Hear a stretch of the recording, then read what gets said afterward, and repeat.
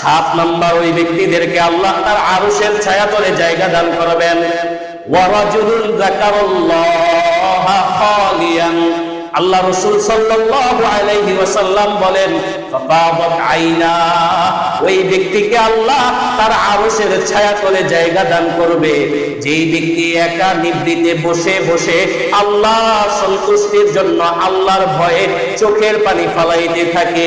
গোপনে রাতের বেলায় তাহাজ্জুদে উঠে গেছে, এবার আল্লাহর সামনে যাইয়া চোখ দিয়া জরজর করে পানি ফলাইতেছে, আল্লাহ সকাল থেকে রাত পর্যন্ত কত গুনাহের কাজ আমি করলাম, আপনি তো আমার রিজিক বন্ধ করেন নাই, আপনি আমার পানি বন্ধ করে দেন নাই, আপনি আমাকে অসম্মানিত করেন নাই, আপনি আমাকে রোগ দিয়া কষ্ট দেন নাই, কত রিজিক আমি গ্রহণ করলাম, কত খাবার আমি খাইলাম, গোসলে গেলাম, কত বালতি পানি আমি নষ্ট করলাম, রাতের বেলায় কত টাকা খরচ করলাম, বিকাল বেলায় সন্তানদেরকে নিয়ে কত টাকা খরচ করলাম, রিজিকের অভাব রাখো নাই, সুস্থতার অভাব রাখো নাই, তবে আমি তো শুধু গুনাহ করে করে নিজের জীবন বরবাদ করতেছি।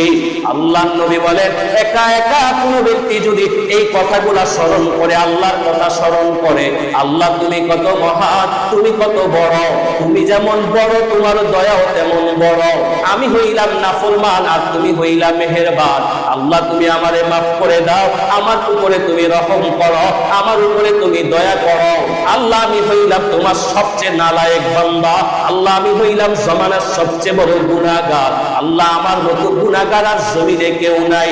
আল্লাহর কাছে চোখের পানি ফালাবে আর আল্লাহর কথা স্মরণ করবে। এই অবস্থানগুলো একদিন দুই দিনে তৈরি হবে না, প্রতিদিন চেষ্টা করতে করতে দেখবেন তাহাজ্জুদের মুসল্লায় গেলে অটোমেটিক তৈরি হয়ে যাবে। মুরাকাবায় বসে বসে আল্লাহর স্মরণে শুধু চোখের পানি ফালাবে আর আল্লাহর কথা স্মরণ করবে।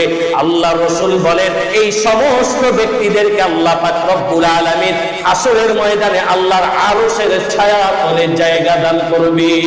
সুবহানাল্লাহ।